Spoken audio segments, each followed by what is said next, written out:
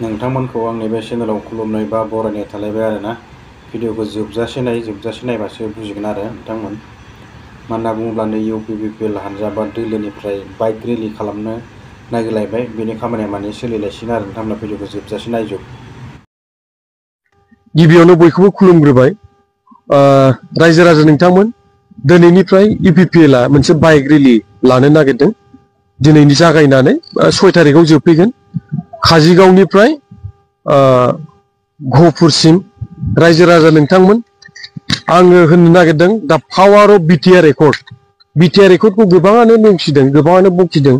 खिन्थु रायजो राजा नोंथांमोन, गसाइगावनिफ्राय माजबादसिम आगोलनि बिटिएडि सोनाब फारसेनिफ्राय सानजा फारसे थांनो थाखाय 6 घन्टा 6.5 घन्टायावनो सहैयोमोन।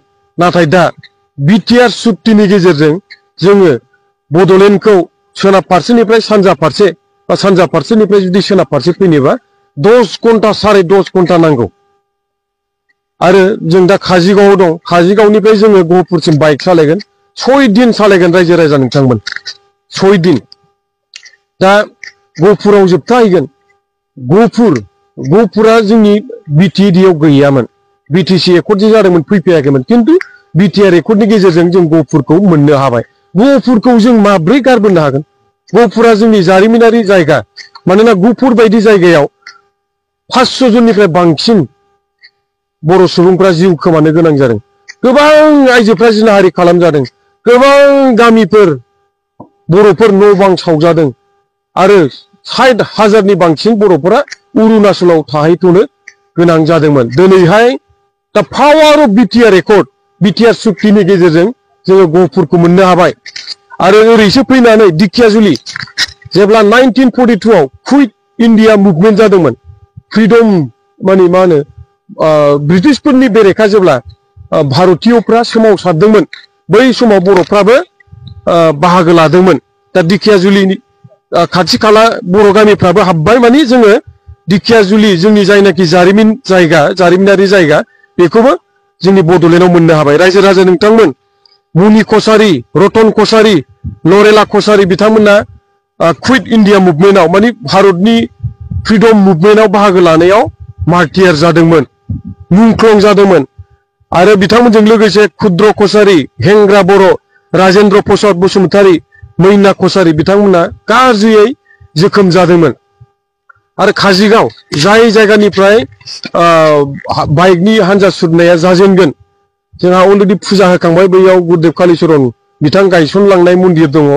बे जों गसंनाय जायगाया गुरुदेब कालिचरन ब्रह्मनि जोनोम जायगा। बिथाङानो बुंनो थाङोब्ला बर'फोरखौहाय गोलैसोनानै थानायनिफ्राय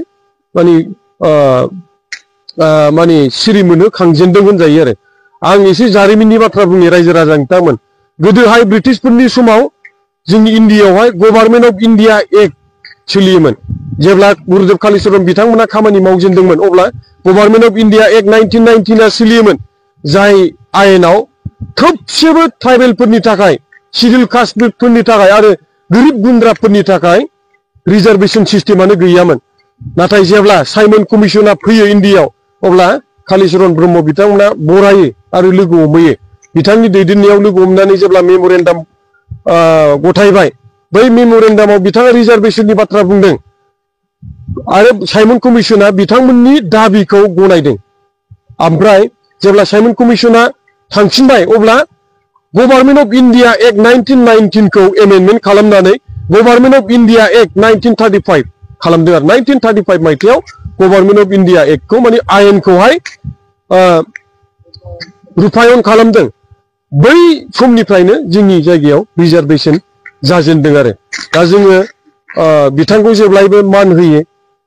आरो बिथाङा जिहेथु मोनसे धोरोमबो फोसावदोंमोन, दा ओंखायनो बिथांनि गायसनलांनाय मन्दिराव बोर बिग्रोबाय, जयग' होग्रोबाय, जाहाथे बे बाइक रेलिया मोजां जाफुंसारो।